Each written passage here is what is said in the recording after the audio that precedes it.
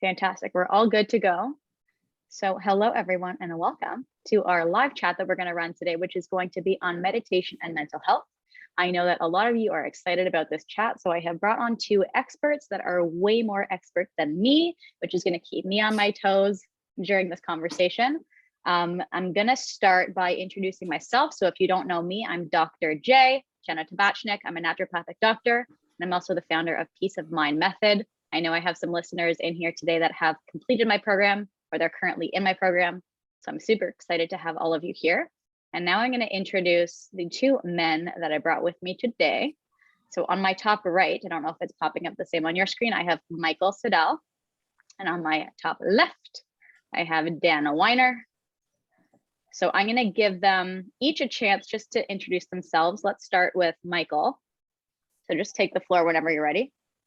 Okay. Hey, thanks for having me, Dr. J. That's Dr. J. I kind of like that. Okay, so thanks for having me. My name's Michael Siddall, and I have been teaching and practicing yoga for, I guess it's now about 31 years, and it's obviously an integral part of my life and lifestyle.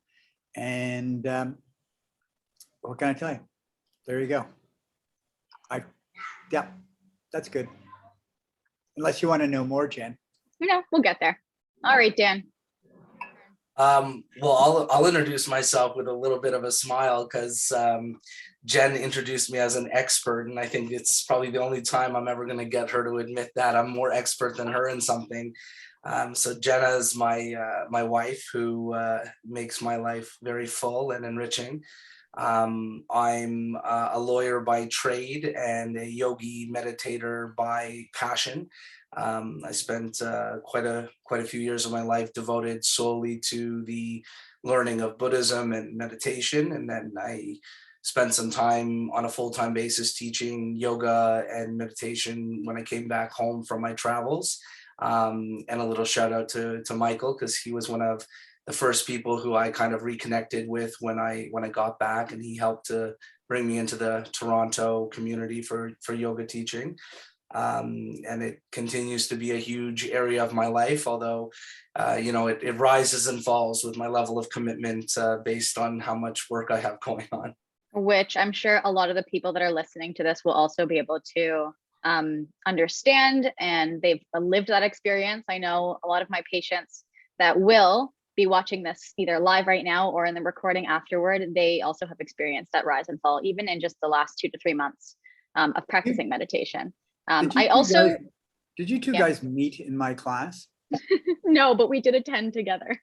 I wasn't sure if you'd met before or not. Let's add that as well. Both of these men in this conversation right now, before Dan was my husband, and then before I met him, both of these people were teachers of mine. They were both leaders in the field, in my opinion, and my own experience.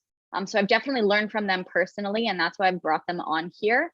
Me and Dan have definitely had multiple chats, on the couch over to my right about meditation and things where I don't have to go outside of my comfort zone to learn, which I really do love, but he's taught me a lot about meditation, which I now impart that gift onto lots of people that I work with and teach and are my patients. Michael, on the other hand, is probably also another instructor that got me into this stuff in the first place. Probably made me the most uncomfortable I'd ever been in a Toronto setting. When I say uncomfortable, I mean in a good way.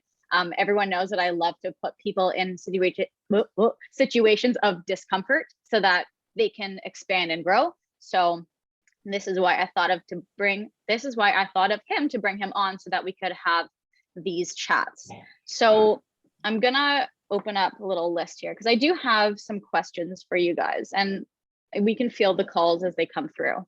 But I want to know why each of you started meditation, and then I'll answer the question at the end for myself. But let's, I guess, start with Michael. So why don't you give us a little bit of story and background into why you started meditating? Well, I'm going to, if it's okay with you, I'm going to attack it from this standpoint. It is why do we practice, period? Like, okay, so whether it's a yoga practice, meditation practice, let's call it a spiritual practice.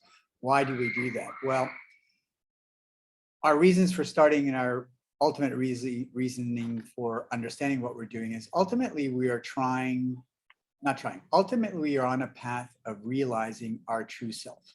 What is our true self, right?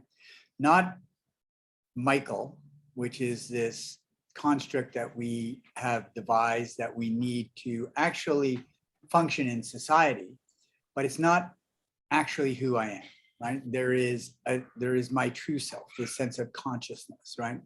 And so all the things that perhaps we're talking or will be talking about today are what kind of mechanisms or tools or paths can we use to access and find out who we truly are, what we are really about. Ultimately, in the lineages and things that I study, I believe that we are all consciousness, right? We are all one. This consciousness is experiences itself differently in each and every one of us, but we are all connected. And to me, I find that a very comforting thought, right? That the fact that we're all sort of in this game together, all in many ways, and I hesitate to use this word, but suffering with the same suffering, dealing with the same issues. And often we get ourselves into trouble because we think I'm the only one, right? I'm the only one who feels this, or I'm the only one doing this. So I think that things or tools that we're going to talk about today or during this are very valuable tools for accessing ourselves, because at the core of ourselves, and from a yoga standpoint, we are bliss. We are ananda. We are, to make it very simple, we're just okay, right? We sit in a place of love and compassion and joy. So when we can understand that we have a mechanism to get there, when things get a little out of control, we have a way to go. So, when I started my practice, I started like many people did. I started because of a physicality, right? But it very quickly became something very different for me. And the practice itself is much more than asana. It's a myriad of things. And meditation is ultimately kind of the end game, right? And so that's why I ultimately got into this, is to have a better sense of myself, because I think if we have a better sense of ourselves, we have a better ability to deal with those and things that are around us. Mm-hmm. Okay, so what I'm gathering is that you kind of started because of let's call it the physical challenge of what was ahead of you. It's almost like a quest to the impossible, something that would keep you mentally and physically stimulated. But was there someone that got you into it? Was there something that got you into it, or was it just you came to it naturally? I was, I've always been a spiritual person, but I was living in Vancouver at the time. And I was a professional actor at the time. And yeah, I know. You can still find me on very obscure films and television shows. I will be trying to do that after this. I'm totally looking that up. Yeah, I know, it's scary stuff. And an actor friend of mine said, "Do you want to come to yoga class?" And in those days, there were no yoga studios, there were none of that stuff. And I went, and it was a really innocuous kind of class. And I was an athlete and I was a runner, and I was just completely wiped out after doing this. But I really, really, there was just this spark. I just loved it, right? So my first foray into this was this massive shock that I couldn't bend over and touch my knees, right? Thinking I was a fairly healthy guy. But relatively quickly, I became aware that there was a focus that was required to move on. There was a discipline, a mindset that had to happen. Didn't have to happen, but it happened. I think it's critical to happen for your practice to really blossom and move. So yeah, I started like many people because I thought it was going to get me into better shape. But really what this whole practice is about your mind. This is not about your body, right? The sutras say this right from the beginning, yoga chitta vritti nirodha. Yoga is the cessations of the fluctuations of your mind. So we've been obsessed with asana, but it's all about your mind. All right, Dan, why don't you give us some insight into why you started meditating?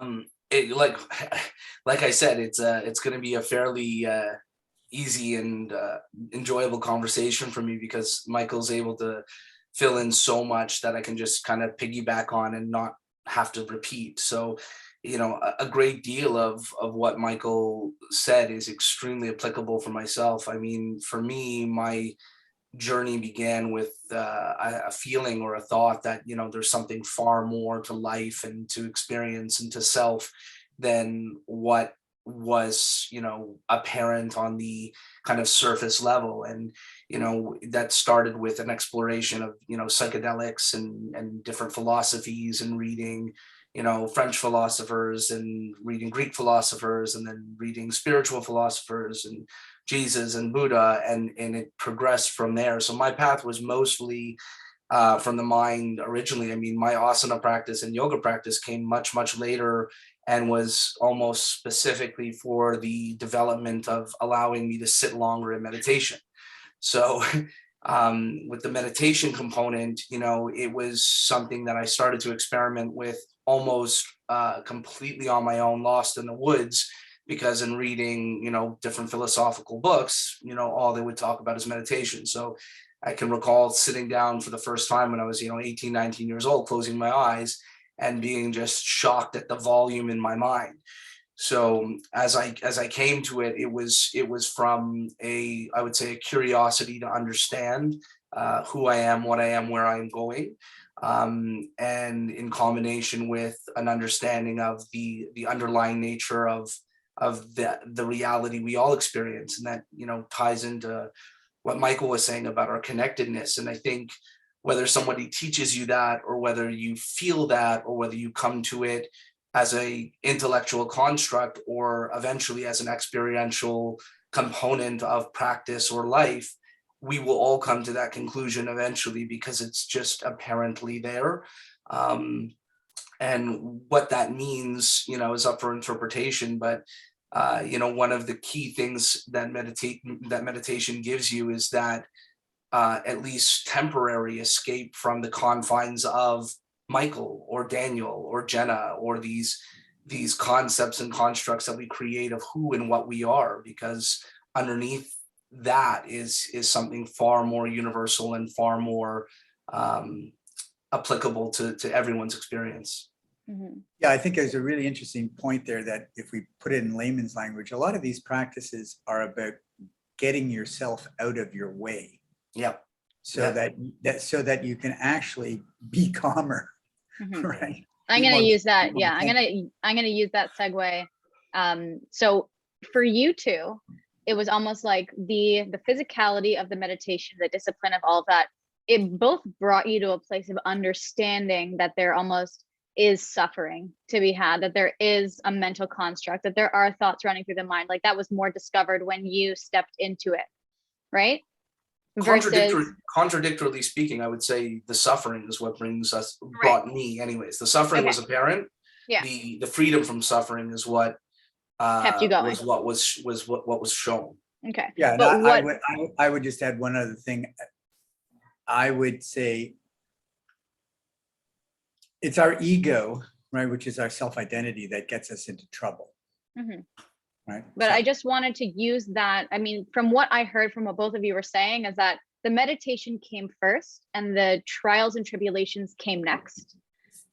Versus I think what I experienced, or the reason why I started practicing meditation back when I did, was there was so much suffering and struggle and anxiety and depression and pain, that I realized that in order for me to remain inside my life and my body as it stood, I needed to learn how to be in it and sit through that discomfort.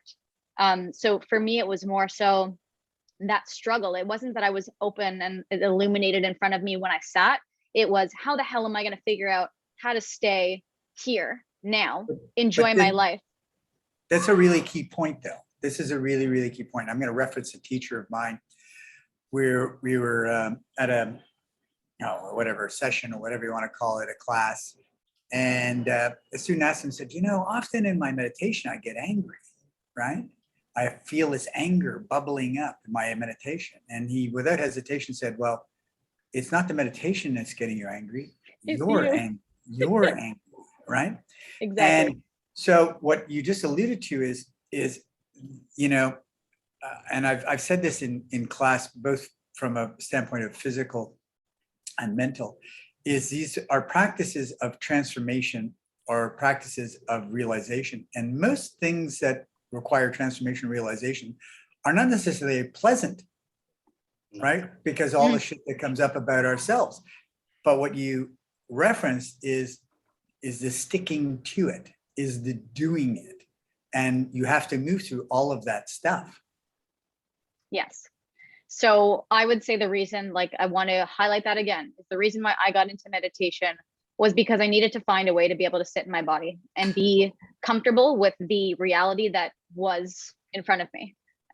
You know, those sensations are there, those thoughts are there. How can I learn to feel the emotion without actually having the anger take over the human experience versus perceiving anger? Like before, when we're talking about the you, the I, you know, Jenna, Daniel, Michael, it's, you know, the one who's observing the frustration, the one who's observing the discomfort isn't Jenna, isn't Michael, isn't Daniel, right? So it was a creation of separation between these two things so that I could learn how to exist in the present moment with just a little bit more understanding, more compassion, less anxiety, less depression, so that I could feel it without being it, right? I think a lot of people listening feel like they have this identity that I am an anxious and depressed person. That's who I am, right? And I think I was never willing to give into that line of thinking that that was me, because the second you sit in meditation, you realize that's not who the fuck you are at all, right? You sit there and you can see all this different stuff that's happening around you, and you're like, that's a feeling, it's an emotion, it's an experience, but it's actually not me. It might be how I feel, but it's not me, right? So I want to pivot right now to what was it like when you got started? So the first time that you sat down for a meditation, or the first 30 times you sat down, what was it like? Because I want to talk about all the dark and dirties and the, you know, the twisty bad stuff that happens. Because when I get people to start meditating, I almost give an informed consent. Here's what we're going to expect when you start doing this. Here's what, you know, it's like when you're driving and you're like, someone's going to make a bad turn over there, so don't do it, you know, stay at the stop sign, let them do the thing. So it just gives a warning of what's ahead, because I think people get really afraid or frustrated of the things that come up, and then they cower and they run away from it because they just don't know what the heck is going on. So let's talk about what that experience was like right at the start. Either of you can go. I mean, as a teacher, I would say I echo the sentiments that you were just expressing, but I characterize it a little differently because it's different for everyone. I mean, for some people, the physical discomfort is something that, you know, is extremely difficult to overcome. I know I have some people live right now that the physical part was very difficult for them. Yeah, I've had a lot of male clients who were very inflexible, and, you know, even sitting on a chair for 20 minutes was, you know, oh, my legs were hurting, my back was hurting, this and that. So for it, the physical discomfort can be very difficult. The mental components of it are also wide ranging. I mean, you know, if you've suffered trauma in the past, it can come up. You know, if you're a very active person like myself, a very high energy, high level thinker, I mean, just the volume and the distraction and the noise can just be completely and totally discouraging to continue. So, you know, the main thing I try and get people to understand is the first little while, it's all about just patience. You just got to keep sitting through it, sit through it. And eventually those thresholds will start to pass. Like when I first started, I mean, I was starting on my own, and it was just like, you know, trying to fuddle my way through the dark. And when I went in originally, I went way in. I mean, one of my first month of training, and Michael can speak to it, I did my first Vipassana sitting, which is just 10 days of, you know, just complete submersion. And, you know, there's moments where, you know, I thought my body would break, and there's moments where I thought, you know, you're bored beyond all measure. Like, this is the dumbest thing in the world. I could do anything else that's far more, you know, valuable than this. I'm bored out of my mind. Or, oh my God, I've had the most insightful thought in the world. I'm going to solve world hunger. I'm going to become the wealthiest human being that's ever lived. I've discovered everything that there is to discover. What you got to recognize is it's all just noise. It's all just nonsense. And that took a long time for me to do. And it's, for me, the main thing that I would say that helped me in my practice was patience and gaining the value where it was to be gained, and recognizing that whatever value there wasn't to be gained was also valuable in and of itself. Can I interrupt? Yeah, that was Yeah. a natural, that was a Yeah. natural pause for either Michael or you. I just saw step in. Michael's mouth ready to talk. I always tell people, because at the beginning of the program, people start their meditation in module 2. And what I do remind people is there's going to be times where you're sitting there and you feel that thought that just has popped up is so important. Like what you said, it's like so crucial. You need to write it down. You got to know it. You got to remember it. Greatest And thought I ever had.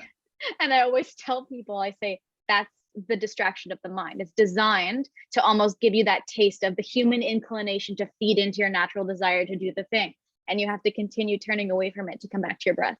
And I think that that's really hard for anxious people to deal with, because they feel that their thoughts move so fast that if they don't grab that one thought, that like, that's the end of the world. And then they spiral. I know people who are listening now and who will be listening will like sit there and open one eye and be like, should I just write it down? No, I got to go back to my meditation. And I say to them, I'm like, what you did there, it's like a 50% exit from your experience. It's like a way to coddle yourself through it. You have to feel that discomfort of not giving in to that instant gratification of doing the thing that you need to do in that exact moment. So when you mentioned patience before, it's like, yeah, you have to have patience, but how do you create the skill of patience? You practice meditation, right? And discipline. Yeah. Discipline, patience, and wisdom all go hand in hand in my book.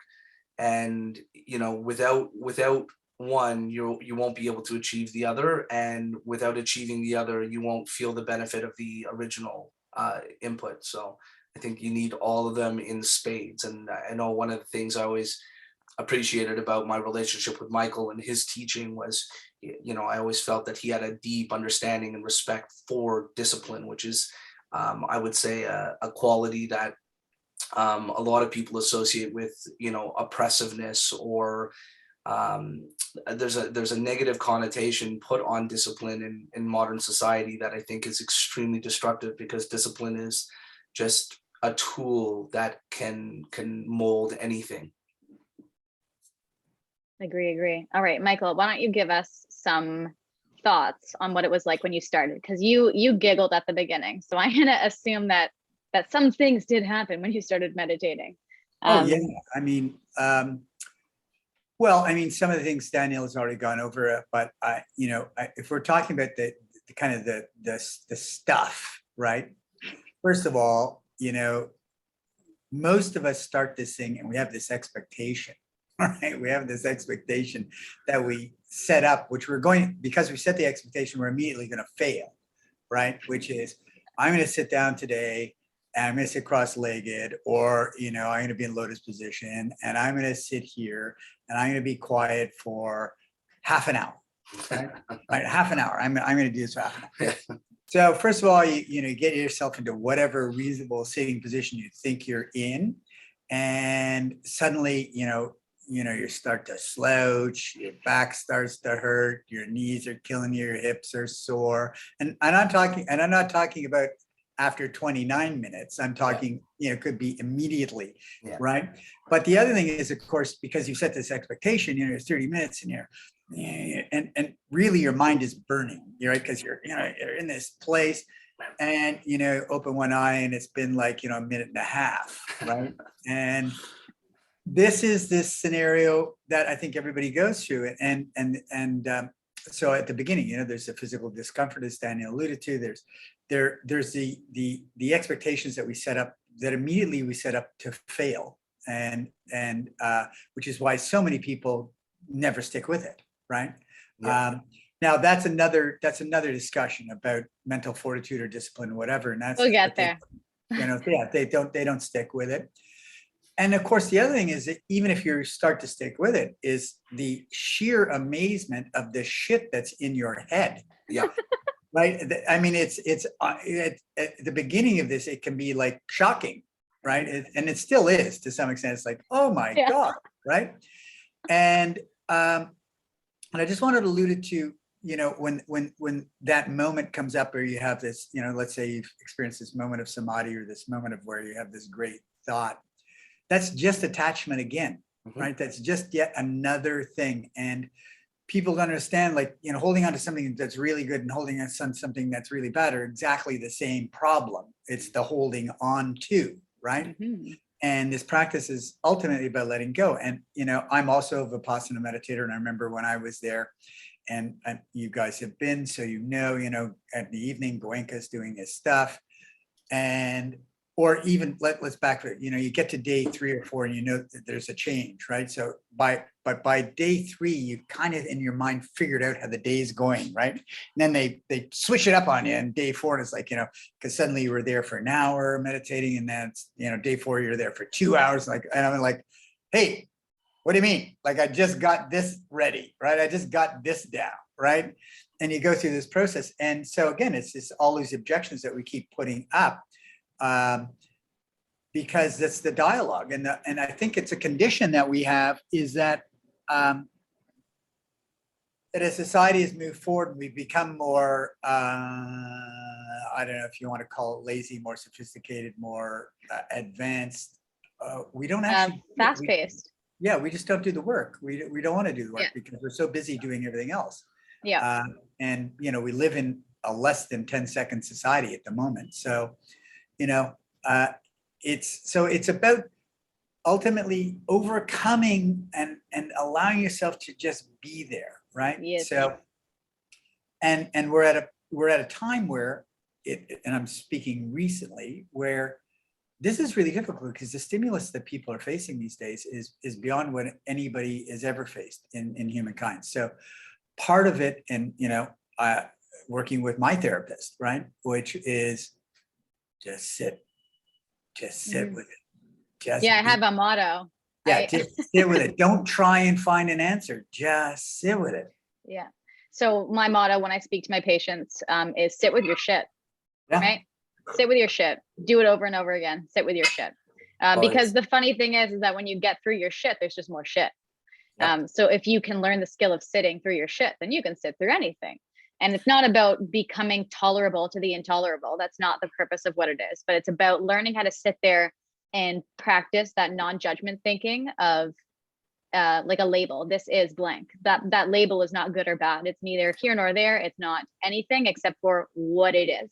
But that's it. You're both picking up on the key thing, which is the intolerable is not intolerable or any more tolerable than the tolerable. It's how you've labeled it, and that's what goes on. And in the mind, we have these things, and we're shocked by what comes up, because we can have these thoughts that are just awful and take us to dark places. We can have these thoughts that take us to our highest purpose.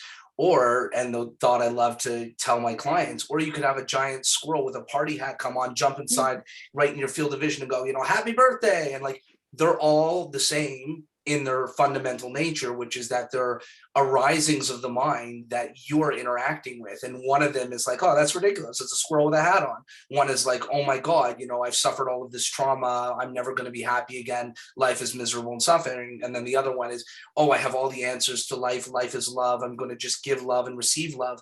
One makes you feel so good. One makes you feel so bad. And one is relatively neutral. But it's about traversing all of those with a degree of observation, with a degree of sitting in your shit. Mm-hmm. Thanks for the model. Yeah, I'm gonna throw something out here. As I've gotten older, which I'm older. 21 plus. I kind of go back to this premise of, if you see a master and they tell you as a master, run in the opposite direction. Oh, we talk about that all the time. Yeah, and I think this is true. And again, only from my own experiences, when people talk about stuff like, it's all about love, but you just need to be loving. You just need to do this. You just need to do that. I kind of run away, because I don't think there just becomes a non-genuineness to it that I sorry, big truck driving by. Okay. I just think that often, I'll use this as an example. A teacher once said to me, anything that comes out of your mouth is a lie, right? And I looked at I love that. And I realized, though, it's actually true, right? Because the only way that, I'll use this example, I can look at Danielle and go, Danielle, I'm a great guy, right? Well, is that true or false? Well, quite frankly, it's false, right? Because until I actually prove that to be true through action. That's the only way that he can verify that that's actually true. And this is true for speech as well, right? You can say all sorts of shit, but do you actually stand in the place, you walk your talk, for lack of better expression. Precisely. Yeah. I always tell my patients when I work with them, I say, because I talk to lots of people with anxiety and depression, and I'll say to them, I am not going to fix you. It has nothing to do with me. I give you a tool, you try the tool, you obtain what you will from the lesson that you receive. And that reception is completely different in a crowd of 10 people. Maybe one person receives it the way that you intended it, and 9 other people receive it differently. So it has nothing to do with the person who's teaching. It's all about what you pull out from the thing that you do and the experience. So we actually do have a lot of talks about, if someone says like, it has to be done this way, it's like, we look at that and we're like, why? Like, let's challenge the why. Or you have to think of it this way. It's like, why? Right? So have that healthy skepticism, but also I say it to my patients, I'm sure you say it to your clients as well, Dan, but like, we're not the masters of anything. We don't know better than you. I say to my patients, I'm not better than you are. My anxiety, I don't have it more controlled than you do. It's the experience of I'm going to give you these tools to try, and we're going to see what lands with you, because I'm not imparting knowledge. I'm not imparting a gift or doing anything to someone. It's all about their experience with the thing that they're learning. I don't just say it to my clients, I say it to you. Yeah, we don't talk. We're not in the same house right now. Actually, it's a very useful segue to that, because within the context of our romantic relationship and within our spiritual relationship, one of the things that we'll quite frequently say to each other is 2 things or 3 things or 4 things can be true at the same time. And when you come at something with a very narrow or singular subjective point of view, it has to be this way. This is how I feel. This will always be this way. It's such a lie that's being told to yourself that you are so fully invested in, because at any given moment, there is a multitude of different ways to reconfigure that, to re-examine that, to approach it differently. And it just opens up entire worlds that weren't available to you before because of how narrow the view was. And that could apply to relationships that you have with others, that could apply to concepts and feelings that you're having about yourself. And it could apply to things that you're trying, like meditation, like yoga. Mm-hmm. I want to go back for a moment, because we're going to have beginners listening to this chat. So what I want to make people aware of are some of the, I want to say, things that stood out to us at the beginning of practicing. So like Dan loves to mention, when his legs have fallen asleep, there's been times where I've been sitting there where I am meditating. Maybe it's been 12 minutes. I'm like, I will be losing my leg this afternoon. I will have to go to the hospital for an amputation. There will be no leg after this, because I've convinced myself that the leg will never have blood flow back to the leg, right? As I sit there and panic for the rest of my meditation. I've had experiences where I've said to people, like, you want to do an extreme sport? Meditate. I've never sweat more in 45 minutes in my life. Okay. Other things, like, I guess the first realization that most people have is this concept of who's creating these thoughts in my head. And if I'm not in control of these thoughts, then who the heck is? And I think that concept can be a little bit eerie for people, especially people who have anxiety, which is, if that's not mine, my spontaneous thought is not mine, and there's someone else, whatever the else is, then who, what, how, where? Like, I think that it starts to expand that concept of meditation can be scary, or lead down rabbit holes that I think people ought not to follow. Well, I'm going to maybe offer slightly different things. They are your thoughts. Yeah. They are your experiences. They are your thoughts. The observer is watching you think what you're thinking, right? So they still are your thoughts, good, bad, or ugly. It comes ultimately down to there's no ultimate, but it's the realization that these are there, right? And that's okay. Okay, can we talk about role? Because I do, when I'm working with my patients, we talk about the initial you, and then there's the observer you, and then there's the observer who's watching the observer. Because some people get to these different levels of, let's call it mindfulness, or different planes where they have let's call it organizational wise, different voices in their head.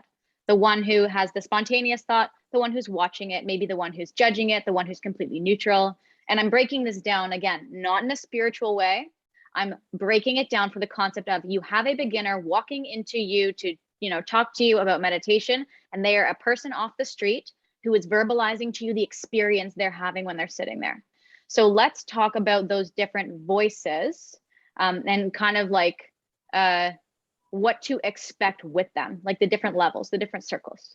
I think I'd be very careful with calling them different voices. It's because I can fluctuate my voice in any number of different ways, but it's the same voice. So, picking up on what Michael was saying, the person who has the conscious thought, think of a tree, think of a tree, think of a tree. Yep. What tree are you thinking of?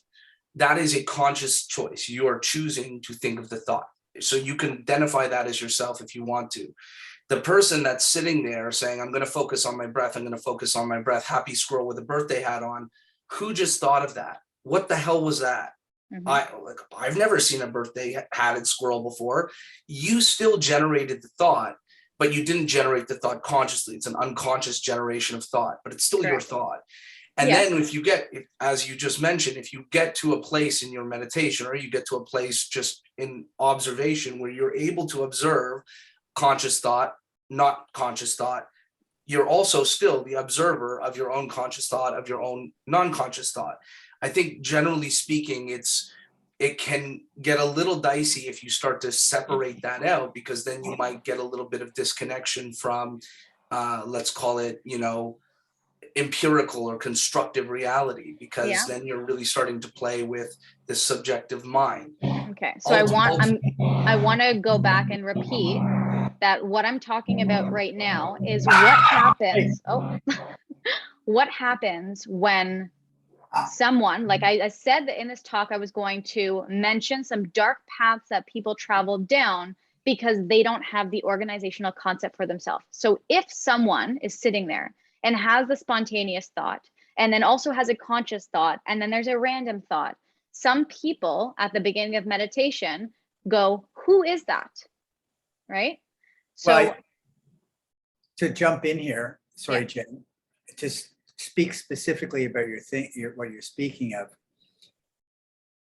I think for that person who's just beginning, it's a minefield. It's very, very challenging, very difficult, if not anything, probably very discouraging. Yeah. Which maybe brings up the point that you probably, and I'm not, we all need a mentor, we all need a teacher, we all need some other thing to bounce this off of. Otherwise, you are swimming in an ocean that is never ending, right? So I think it's critical, especially for beginners, that you have somebody like yourself, or a teacher, or some organization or something where you can actively go and discuss the shit that's coming up. Because if you're left to your own devices, you're I'm not saying you can't work it out on your own devices, but it's a really hard freaking path. Yeah. And often not so fun.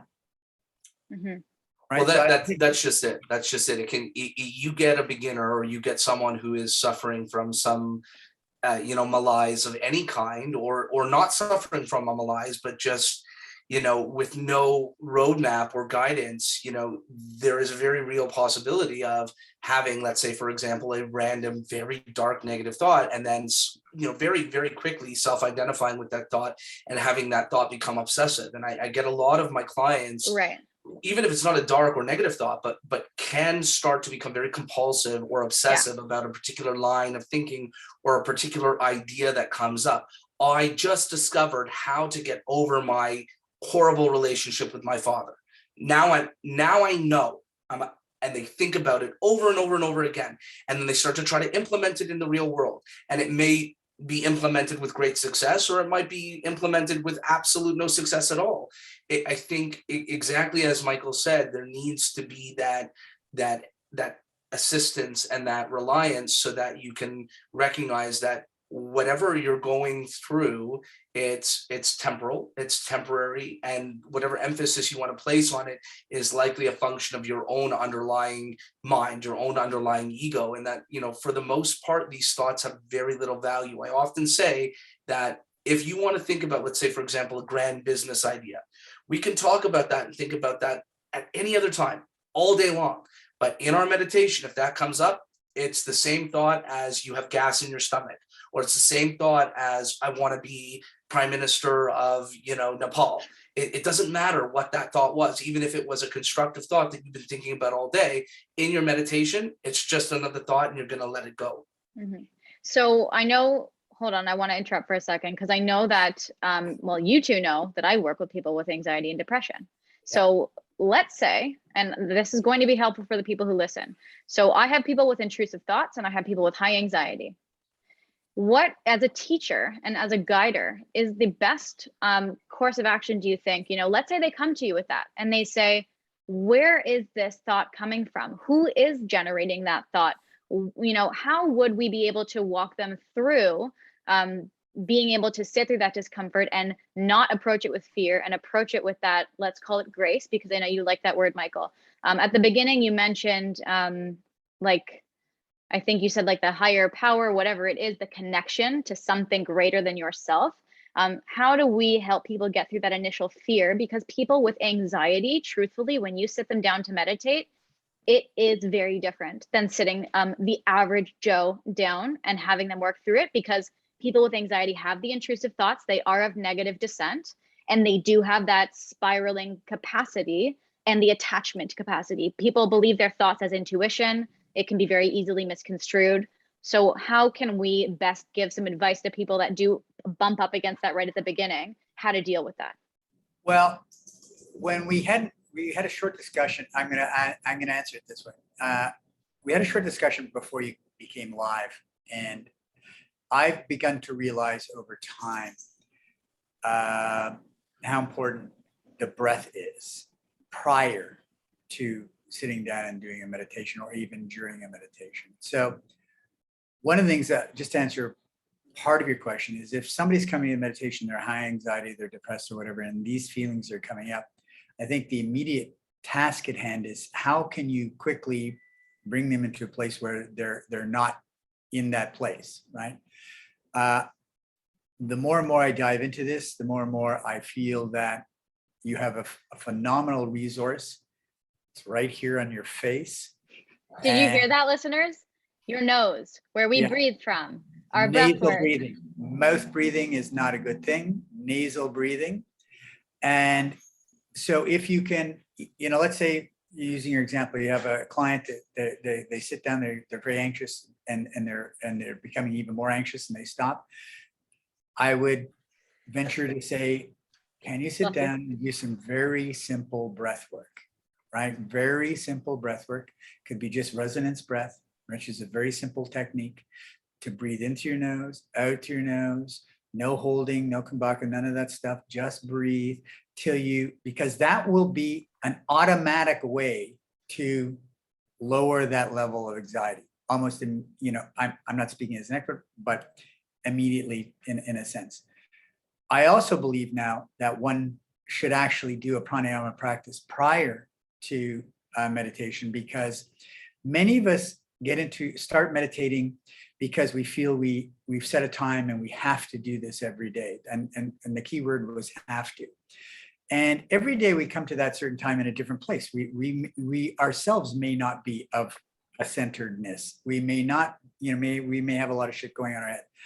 I would say it's really advantageous to sit down and do some really simple breath work for 5-10 minutes prior to, which is a meditation in itself, to get you into a place of a better balance, to then begin your meditating process. So that was a roundabout way of saying to the clients that are coming to you, I think there's some very simple tools that can be used to lower levels of anxiety or angst, whatever, which I think are really valuable. And then again, I think there needs to be a mechanism for them to bounce that off of somebody else. I was feeling this. I went to the breath. I felt a little better. Can you give me a little more info on that? You can help me, guide me, whatever, all of that kind of stuff. Yeah, I do. Yeah, I can pick up on that, because I actually do quite a bit of work with people with high levels of anxiety as well. And the breath work is really fantastic for navigating and managing acute episodes of anxiety, which they can be absolutely debilitating for many of the people that we work with. And I also can echo the sentiment that preparation for the meditation is also fantastic, because it helps to, physiologically and mentally get you in a much more stable, much calmer place. And I would agree, Jenna, that, the meditation practices in and of themselves are more difficult for people who are suffering from anxiety. And I think the best tool to help them navigate it, because they're going through the exact same difficulties and hurdles and roadblocks that we all go through in the meditation, and they have to recognize that everyone finds it difficult. It's not just them, but that their degree of excessive difficulty is mostly managed through work with someone who can help guide them. I find I do, anywhere between 20 to 50% more, I would say, talk work, philosophical work, reminding, just really talking it through with my practitioners who suffer from anxiety. Whereas with many of my clients who don't, who find it just as difficult, I'm really working with them through practice. It's do it over and over, or do it over and over again until you experience it yourself. And I want to add something to this in the big picture. We live in this crazy Instagram world, right? Where not only do people have their own issues that they're dealing with, but again, there's this sense of expectation. You say, let's say you want to begin meditation, you go on Google, you press Google, and you see these people, and you think they have their shit together, right? My favorite thing. You think that's happening because you see their life on Instagram, or you see their life on Facebook, or what appears to be their life, or whatever. And that sets up a really other dangerous precedent, right? Because not only you're in your own state of anxiety and fear and discomfort, but now you're setting the expectation that, well, this person's got their shit together and I don't, right? Yep. Well, they don't have their shit together.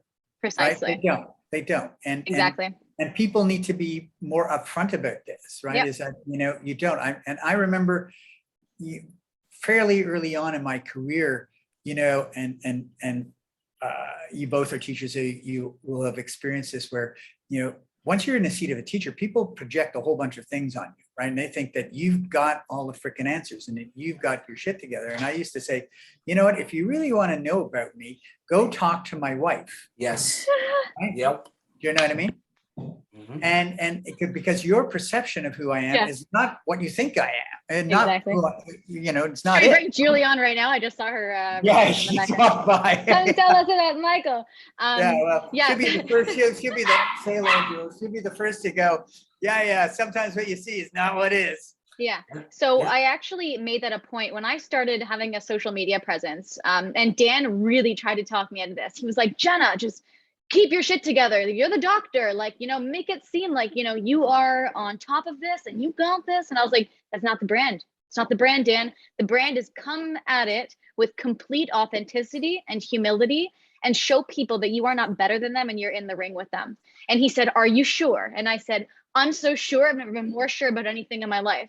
I'm not going to go online and pretend to be something I'm not, because that's not who I am.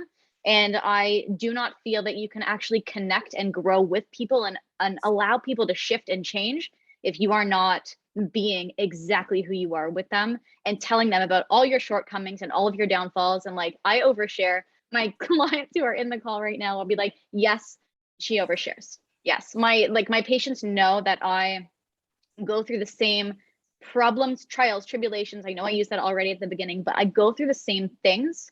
And we all go through the same things, but in the context of anxiety and depression, I always wanted to know that the people working with me, if I went to someone for help, that they were in the ring with me. They knew, they'd been through it. They knew exactly what to expect on the other side, the pathways I shouldn't follow because they'd been there. I wanted to know that they were struggling too, so that they could be there with me, as opposed to people who just are like, I know the right way and I know how to get it done. So you just got to get it done so you can be more like me.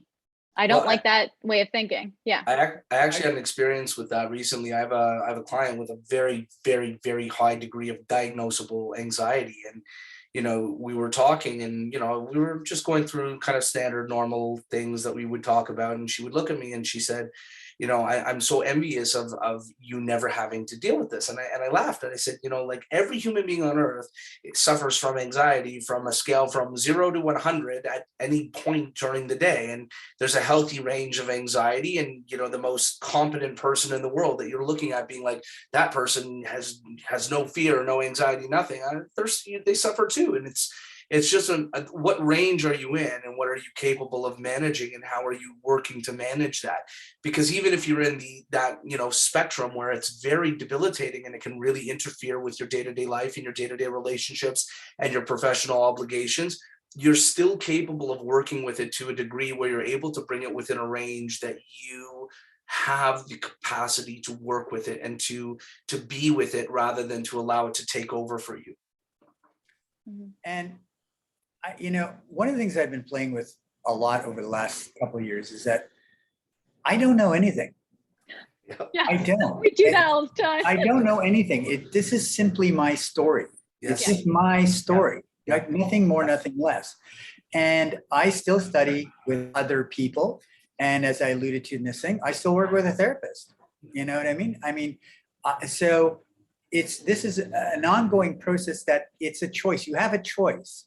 Right? Maybe this is the thing with any patients, whatever, clients, whatever. Everyone has a choice. We all have that freedom. And but sometimes during that choice, you need support. Yes. Yeah. All right. Can I pivot and ask you a question? So let's say we have, you didn't see that one coming. And so let's say someone struggling with their mental health comes to you, they're like, listen, I need to meditate. I want you to be my teacher. I want you to help me, whatever. Okay. What is going to be your go-to style or type of meditation that you feel is going to be the most effective for them?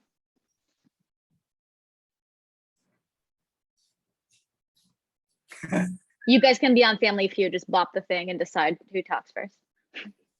Go ahead, Daniel. Yeah, so I come from, and I actually love what Michael had just said previously, because it just ties into it.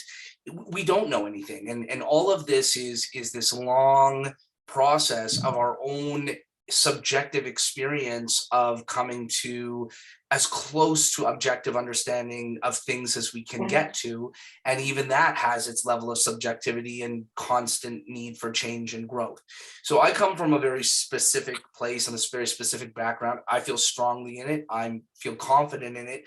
It doesn't mean it's better. It doesn't mean it's worse. It doesn't mean it's right. It doesn't mean it's wrong. But for me, my path has been rooted in Buddhist background and in Buddhist meditation techniques. And for me, it's as simple and it's as basic as you follow your breath. You follow your breath.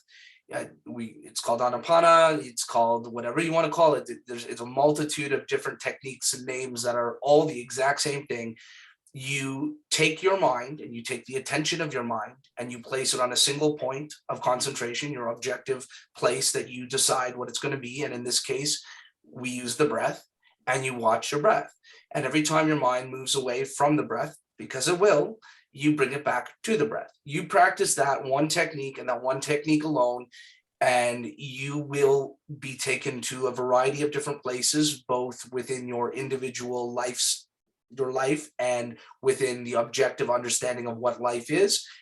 There are places to go after, and there are other techniques to explore, and there are other teachings to engage in.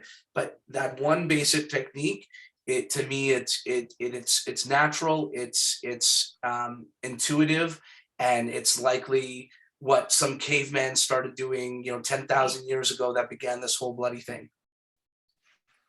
I agree with Daniel. Though if somebody came to me, I would voice very much the same things, but I may approach it from this point of view now, saying, what I'm going to share with you is what is my understanding or what I have gleaned over X amount of years, right?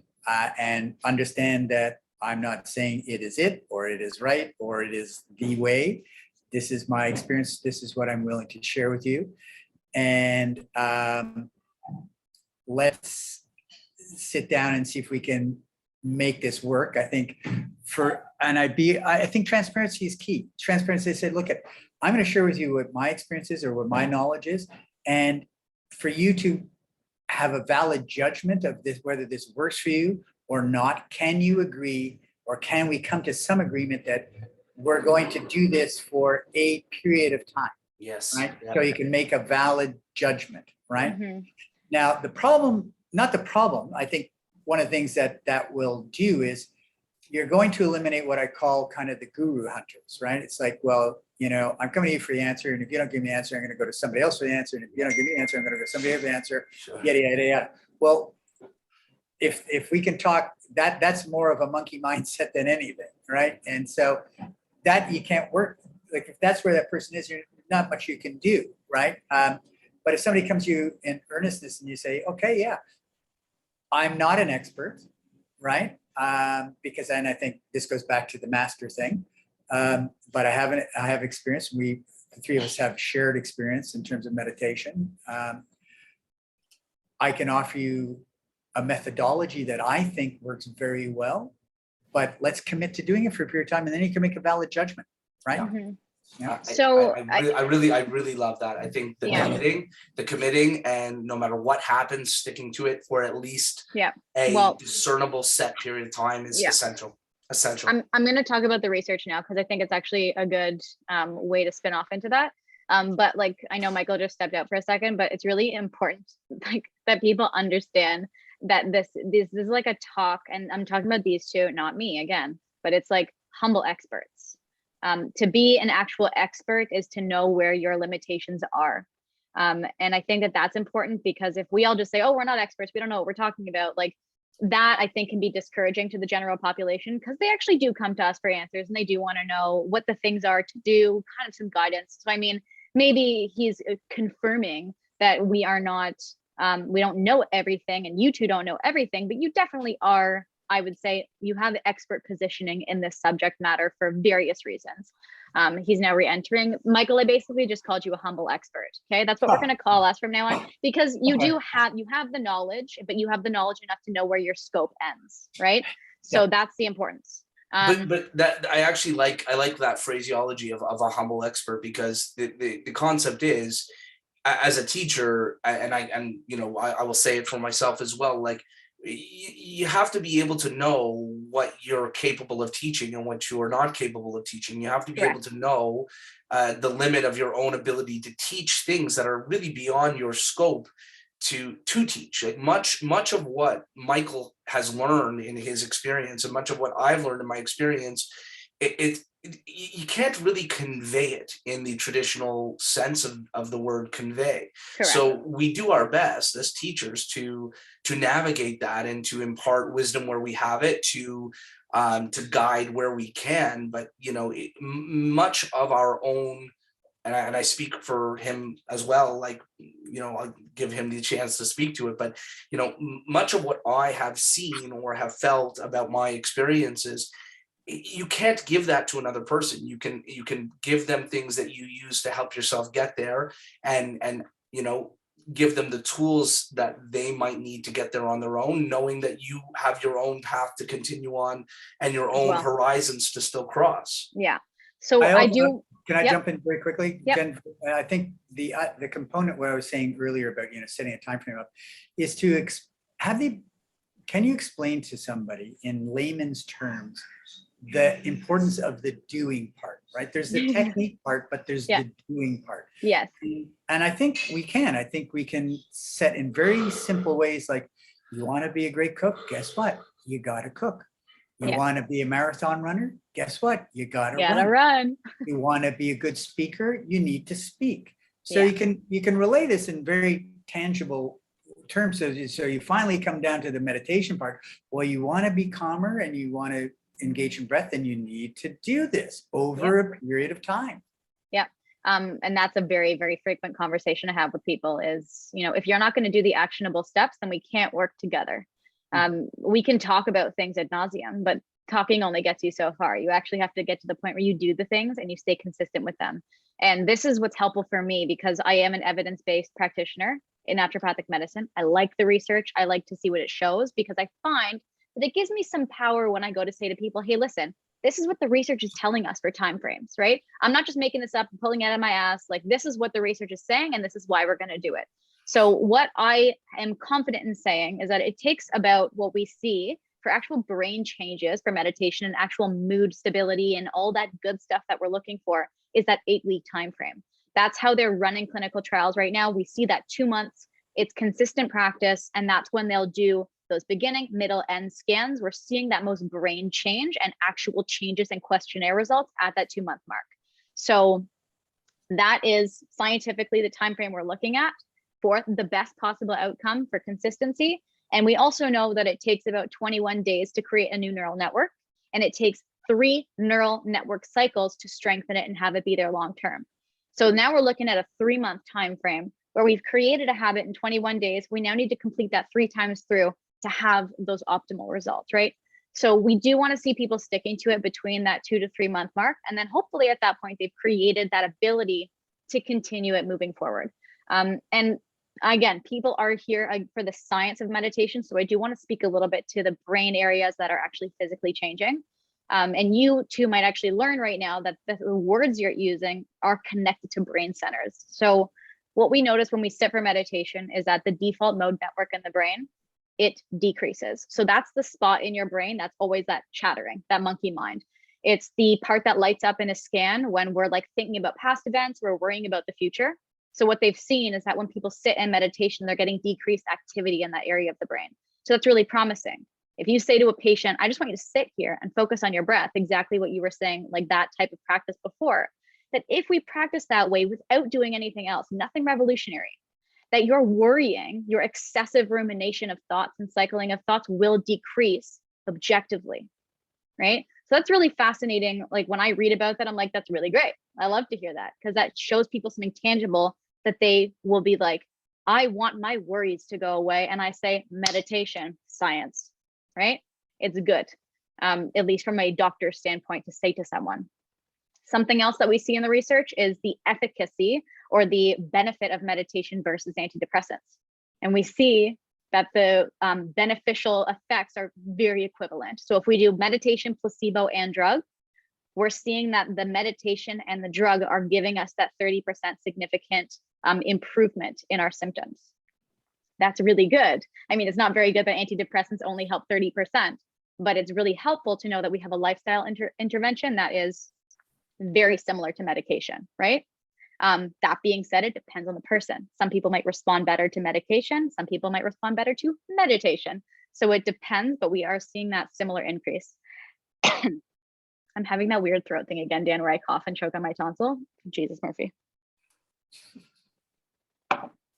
Okay, other than that, 2 areas of the brain that I love talking about, it's happening again. Happy Thanksgiving. All right.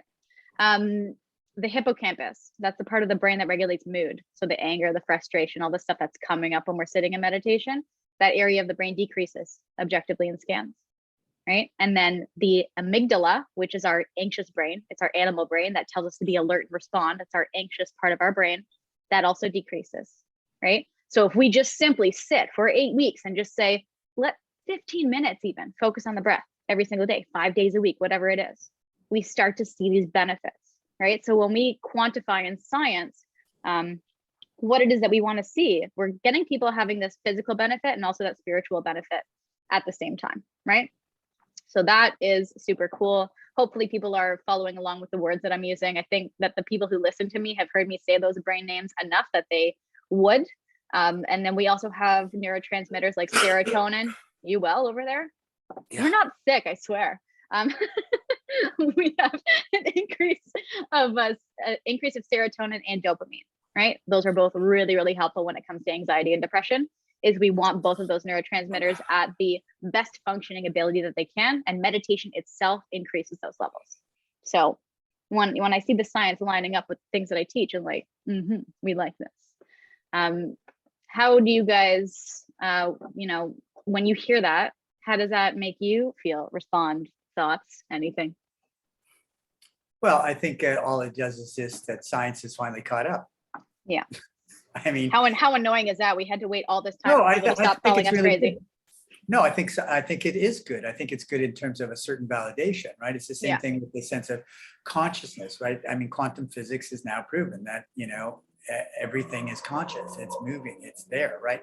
And consciousness in itself never dies, it just takes on a different form, right? So these, I think from my point of view, if you look at it and I go, okay, that's just great validation for me going the things that I've been working on or studying or whatever. It's just another reference point of saying, yeah, this works, right? I did want to add though, and it's taking this slightly out of this, but there are other factors that I think also affect people with respect to disorders and mental disorders. And I don't want to get into this in a big way, but I think, what you put in your mouth is really important. Oh, yes. Food. Yes. We did a nutrition live last time where we talked about that. Yeah. So there you go. I'll have enough of that said, but there are many components to this, and I think that's yet another one. So I think to the point that science is validating some of this, or I don't know if it's validating it, that they're able to measure it in a way that people can understand. Exactly.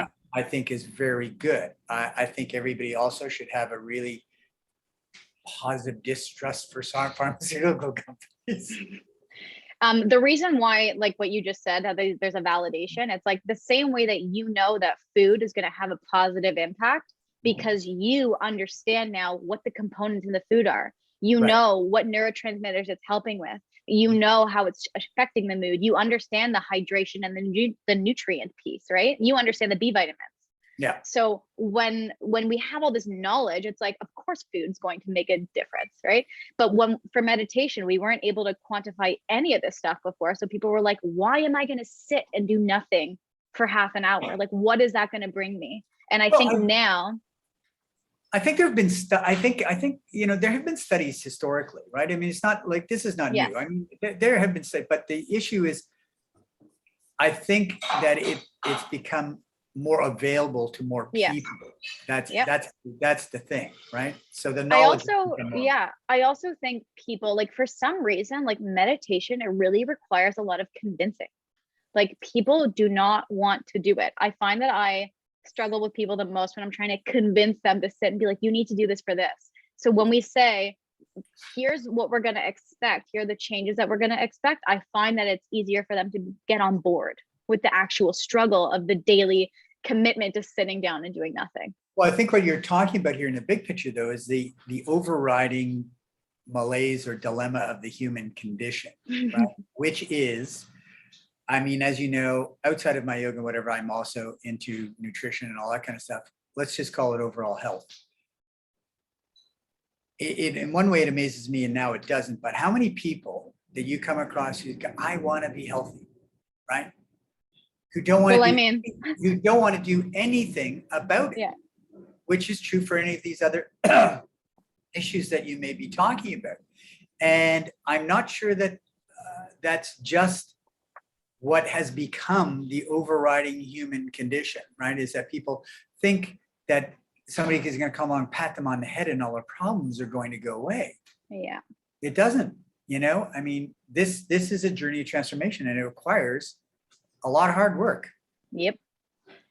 Yeah, and I think the meditation work and the yoga, and it had all been kind of lumped into spiritualism and faith and kind of softer elements of human experience that had been really relegated into a place of negativity over the course of the last 150 years. So there's been a huge, sea change in, let's say, for example, an approach to religion and faith and spirituality, and meditation really is lumped into that. And I think, objective reality and the scientific endeavor, I am a product of it myself. And, the support that has been coming into the field of meditation from, let's call it objective science or theoretical, implementation of scientific methodologies, it's incredibly important. And,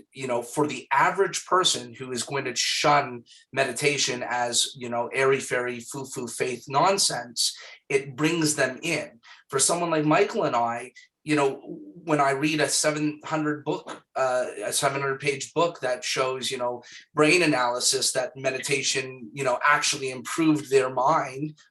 Me and him look at each other like, okay, I knew that because I practiced meditation. Yeah, I knew get it that. improved my mind. Thank you very much.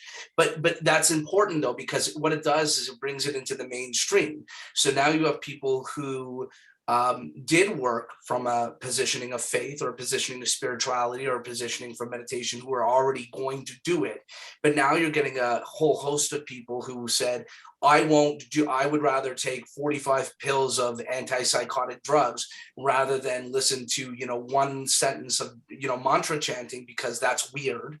Now they're saying, now a doctor's able to say, well, I can give you 40 pills of psychotropic drugs, or I can give you a tape about mantras. And by the way, both will have the same discernible impact scientifically on your brain waves, and then they're like, oh, okay, I'll go with the mantras. Yeah. It helps. It's just options. It's helpful. Yeah. It's just, it exposes more. Yeah. I do want to open up the floor because we've been on now for an hour and 10 minutes or so. I just want to see if anyone has any questions. You can post the questions in the chat. You can do it in the Q&A box. I do just want to give people the opportunity. I mean, you two can keep talking and I'll field the questions if there's any. I feel like we've been very complete on our topics that we've been discussing here. So I don't know if anything is going to be left to chance. So I will wait. But how about while I'm waiting to see if any questions come through, we talk about this concept of success versus failure, because I think that people believe that if they sit and that they've been like silent for 20 minutes, they're like, I did it. Like, I was successful. I am good. I am great. And then when they have a meditation where their mind is wandering, they are more like, wow, I failed. I suck. I'm so bad. I'm never doing this again. Like, so yes, on the concept of non-judgment thinking and being able to remain neutral with yourself and not judging how a meditation goes as anything, but let's talk about the success versus failure and how irrelevant that is when it comes to actual growth.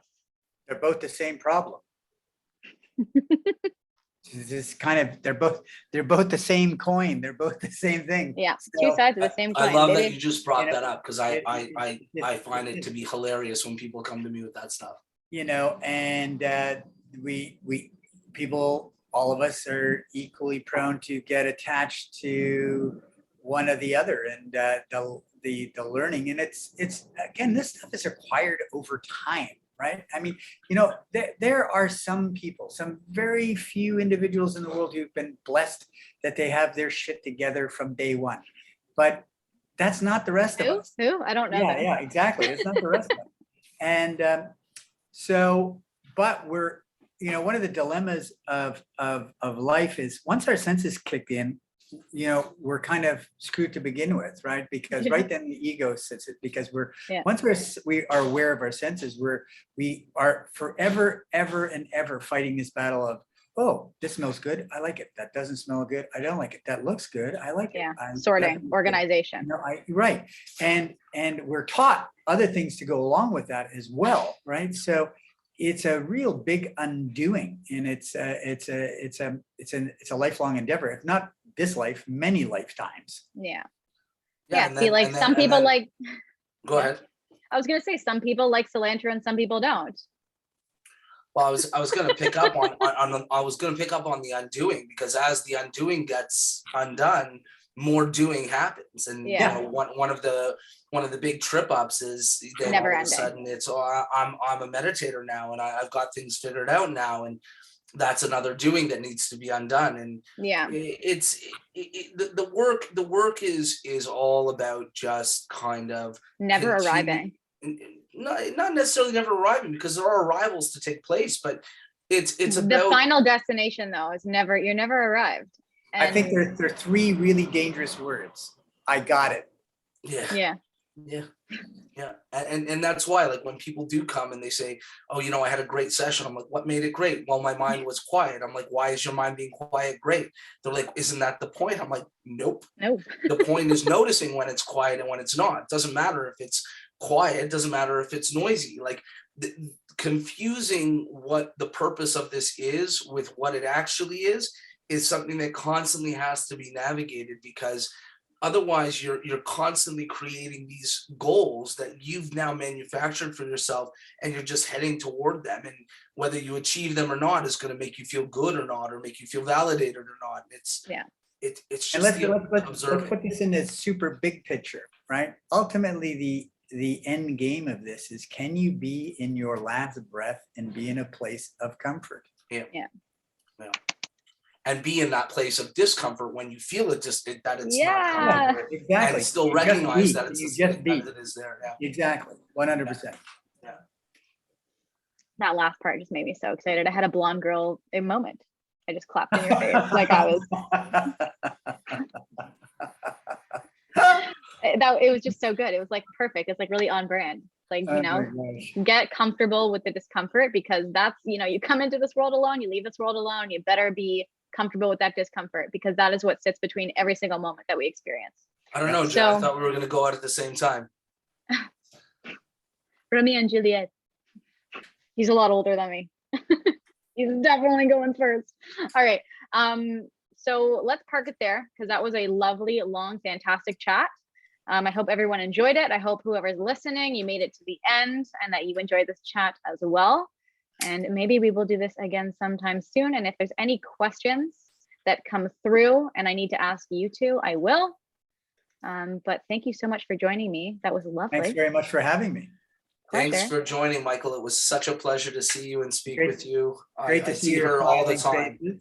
And we'll hook up in person when I get back to the Great White North, or Great North, or whatever we're going to call it. Very much looking forward to it, my friend. It is the Great White North. All right. Peace out. Bye, guys. Bye.